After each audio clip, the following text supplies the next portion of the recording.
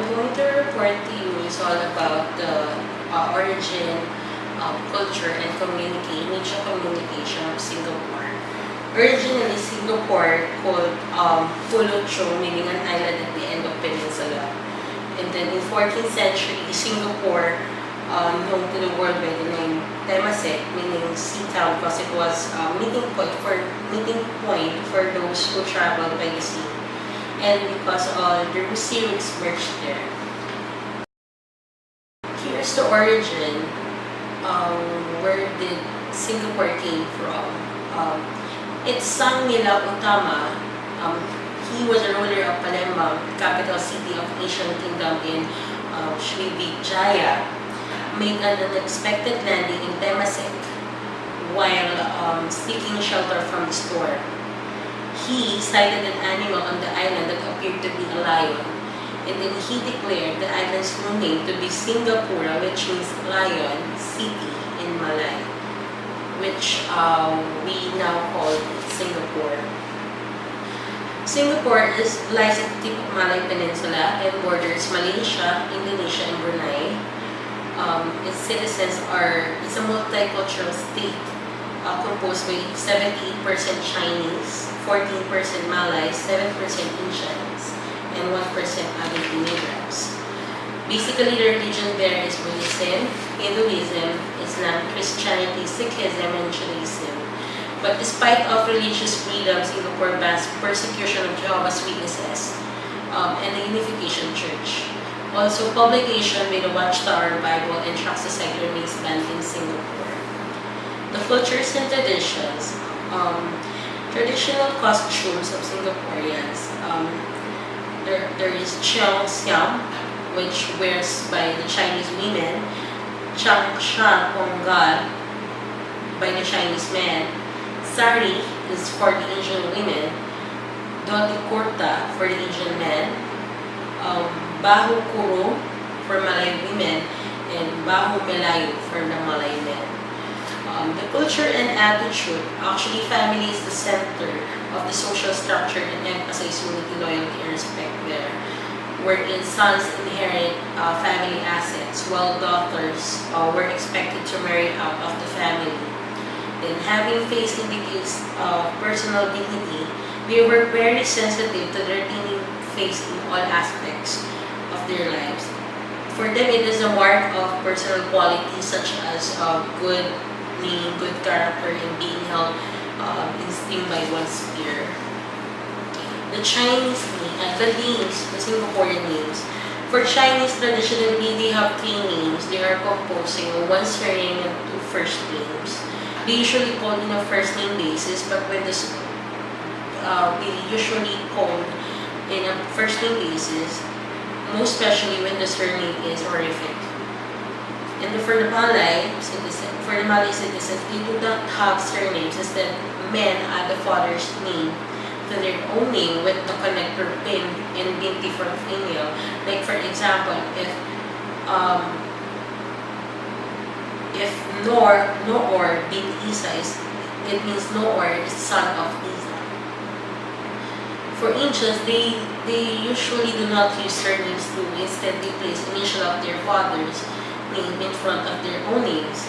And then at marriage, women drop their father's name and use their first name with her husband's first name as a sort of surname. The gift for Singapore culture and traditions, they have gift giving etiquettes. For Chinese, a gift may refuse 3 times before it is accepted because it demonstrates that the recipient is not greedy. And do not give scissors, knives, or any cutting utensils as they indicate that you want to sever your relationship. Do not give clocks, handkerchiefs, cross saddles as they are associated with funeral and death. Do not wrap gifts in white, blue, or black paper as these are mourning colors. Wrap gifts in red, pink, or yellow, which they consider as happy colors. Do not give odd numbers as they are unlucky, and do not bring food if invited to a formal dinner as it insinuates you do not think the host will provide sufficient hospitality. Flowers do not make good gifts as they are given to the sick and used at funerals. For Malay, never give alcohol, do not give toy dogs to children, and do not give anything made of pigskin, as Malays are also known as Muslims. Give the gift when you are departing rather than when you arrive. Avoid white wrapping, rough gifts in green or red. Offer gifts with the right hand or both hands if the gift is large. For Indians, if you give flowers, avoid frangipani. It's a funeral flowers. Money should be given in odd numbers. So if you give $10, then make it $11. Do not wrap gifts in white or black. Use red, yellow, and green for good fortune colors. Do not give leather products and also do not give alcohols. For the traditions, another thing for the traditions, elderly are always treated with utmost respect and courtesy. Even if you do not personally know the individual, you will be expected to give special consideration. And elders are introduced first and given preferential seating, given choices, food, and in general put in pedestal.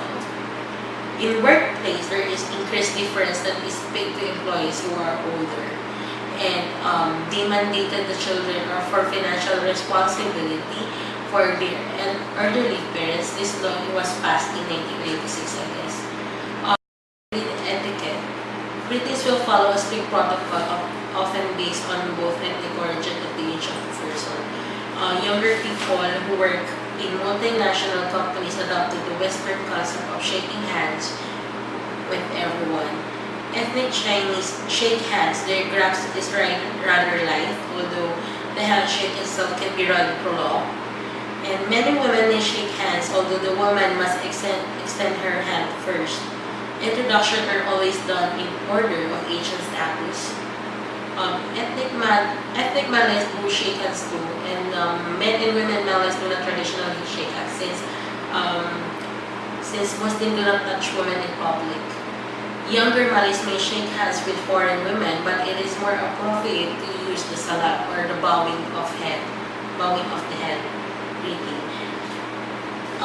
Ethnic Indians shake hands with members of the sex, and then when being introduced to someone of the opposite sex, nodding of head and smiling is usually sufficient.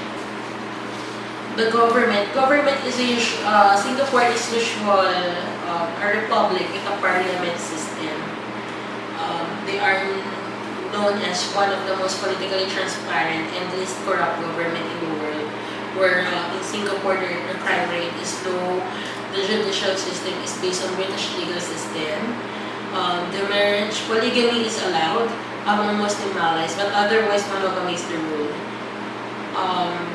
Inter-ethnic marriages are not common, but divorce is becoming more common. Death penalty is imposed for drug smuggling and canning, is still used as a punishment. For the language, for the communication, the language, since they are multicultural state, they have the multilingual state also. The national languages are Malay, English, Indian, and Chinese, but English is the administrative languages in school and business language. Non-verbal communication, they are group dependent and rely on facial expression, tone of voice and posture to tell them what someone feels. They tend to be indirect and implicit in their communication.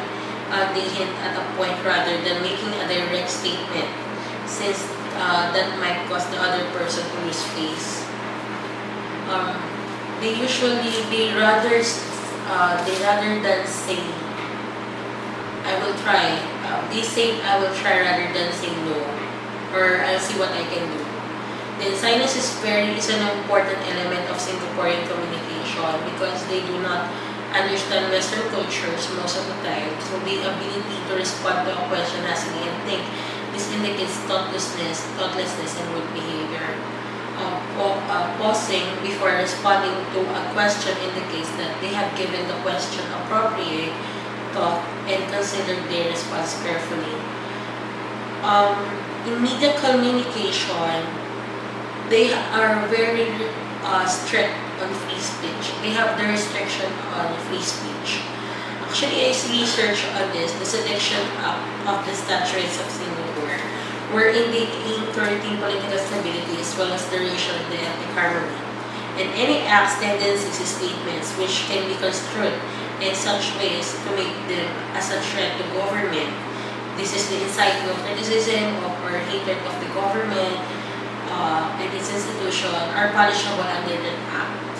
So this law also bans the public discussion of the most matters of race, religion, or sexuality, as well as direct and open criticism of the government. So unlike the Philippines, di ba sa atin sa Pilipinas, parang pag nilabas mo ng emotion mo sa social media or Facebook, so everyone has the right to comment on whatever they wanted to say.